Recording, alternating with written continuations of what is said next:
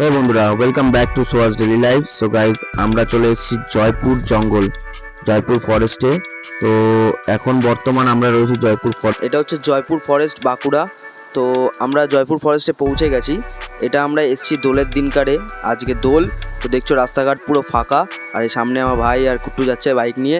কত আনন্দ করছি আমরা, অনেক আনন্দ পেয়েছি। আমরা বনানী লজে ছিলাম এসে, পিছনে পিসামশাই রয়েছে, তার পিছনে আরেকটা গাড়ি আছে আমাদের, টোটাল 4টে বাইক এসছে গাইজ। তো অনেক আনন্দ করছি। আমরা এখন সোজা চলে যাচ্ছি হচ্ছে বিষ্ণুপুর পোড়ামাতলা। তো এই বিষ্ণুপুর পোড়ামাতলা যাওয়ার সময় এই যে সিগন্যালটা দেখছেন, এই সিগন্যালটার সামনে আমাদের একটু ওয়েট করতে হয়েছিল। তারপরে এই স্ট্রেট আমরা এখন যাচ্ছি। তো গাইজ, এখানে আমরা মোটিভলি দেখে আমরা এসছি হচ্ছে একটা ইউটিউব চ্যানেল থেকে। তো জানি না কীরকম হবে দোলের এটা। তো প্রথমবার এসছি, ফার্স্ট টাইম জঙ্গলে এত সুন্দর রাস্তা। তার মধ্যে থেকে এখন যেতে যেতে আমরা চলে এসেছি এখন বনলতা রিসর্টে। এখানে দুপুরে লাঞ্চটা সেরে নিই। চলো গাইজ, দেখছো সবাই এখানে আমরা লাঞ্চের জন্য রেডি করে আছি, কিন্তু এখনও লাঞ্চ আমাদের এসে পৌঁছায়নি। লাঞ্চ আসছে, এই যে এসে গেছে, দেখছো ভাত, ডাল, শুক্তো, তরকারি সব কিছু এসছে। সবাই এক খেতে বসেছি, সবাই মিলে খেয়ে নিচ্ছি। এখন খাওয়া দাওয়ার পরে আমার মেয়ে কিছু পোস্ট দিয়ে ছবি তুলেছে, সেই ছবিগুলো তোমাদের সাথে শেয়ার করছি, দেখো। তো চলো আবার বেরিয়ে পড়ি। এখন আমরা চলে যাচ্ছি এখন বাঁকুড়ার পোড়ামাতলা, বিষ্ণুপুর অঞ্চলের মধ্যে।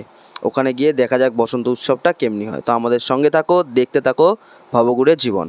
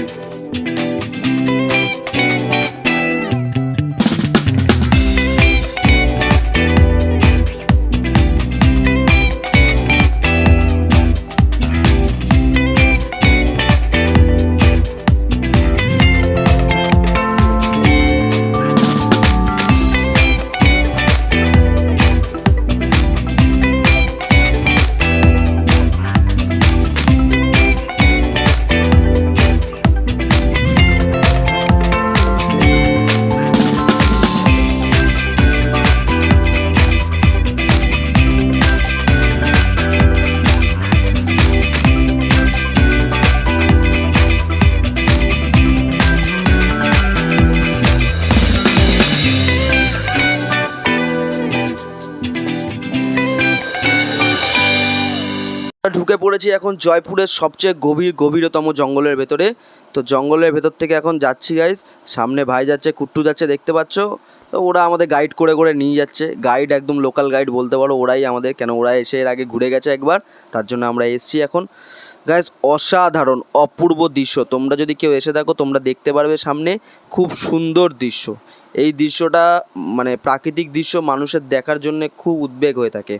তো আমরা অনেক ভাগ্যবান, আমরা দেখতে পাচ্ছি এই একটা গ্রামের রাস্তা গেল। এখানে অনেক কিছু তৈরি হয়েছে, পাশে একটা নদী যাচ্ছে।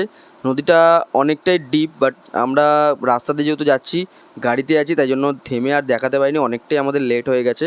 আমরা এই মাটির রাস্তা দিয়ে যেতে যেতে আমরা বিষ্ণুপুর, যেখানে বসন্ত উৎসব হচ্ছে, সেখানে পৌঁছাবো। সো গাইজ, থাকো আমাদের সাথে, চলো আবার দেখা হচ্ছে বিষ্ণুপুরে গিয়ে।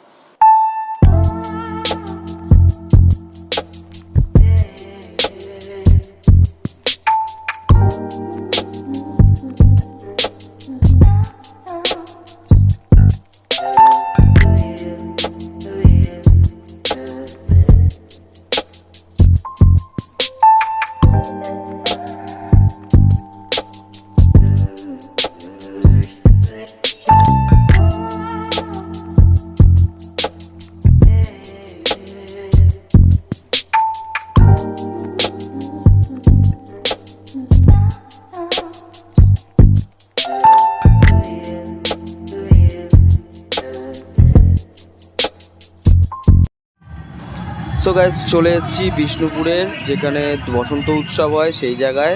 বাট দুর্ভাগ্যবশত আমাদের বসন্ত উৎসবে কোনো পার্টিসিপেট করতে পারলাম না, কেন এত ক্রাউড। তাই পিছন দিকে একটা মন্দিরে গেছিলাম গাইস, সেইখানটায় তোমাদের কিছু ফটো আমরা শেয়ার করছি, দেখো সবাই, দেখো এই ফটোগুলো আমরা শেয়ার করছি। আমরা এখানে দাঁড়িয়ে কিছু ফটো তুলেছি।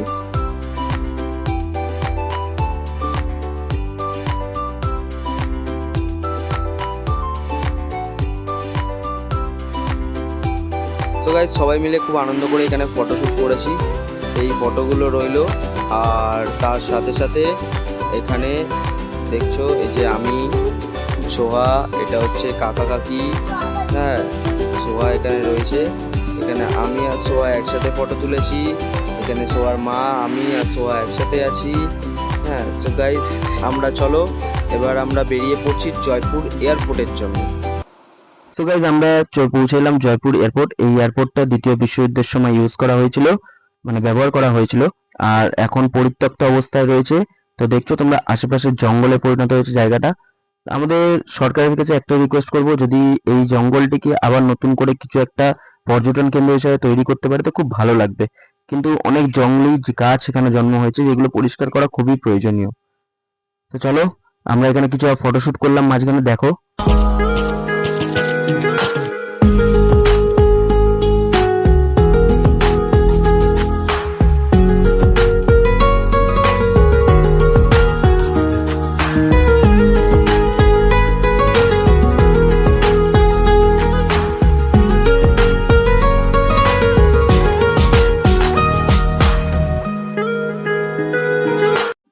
সো গাইস বেরিয়ে পড়লাম জয়পুর এয়ারপোর্টের ওয়াচ টাওয়ার থেকে, যেখান থেকে পুরো জঙ্গলটা দেখা যায়।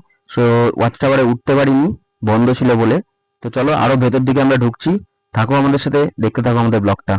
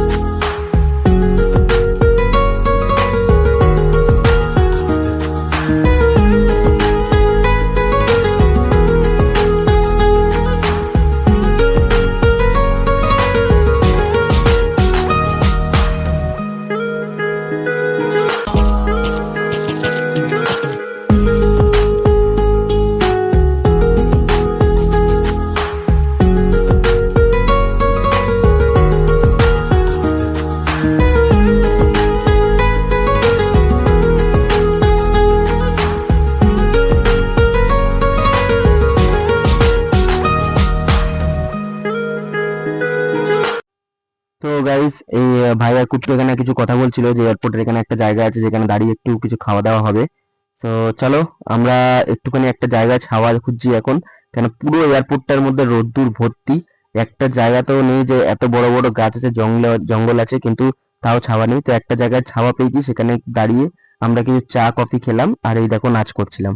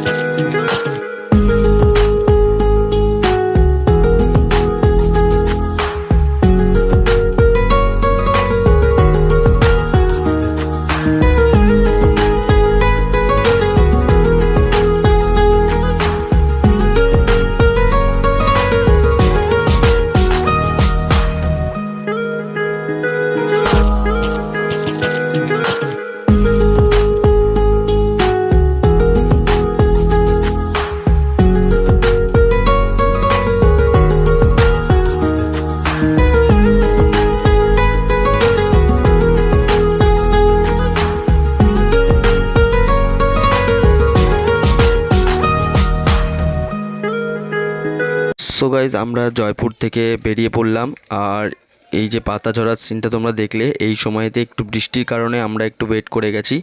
সো গাইজ চলো আবার তোমাদের সাথে পরের ভিডিওতে দেখা হবে। আর যারা যারা আমাদের চ্যানেলে নতুন আছো প্লিজ সাবস্ক্রাইব করে দাও আর ভিডিওটি লাইক করে দিও ভালো লাগলে। Thank you.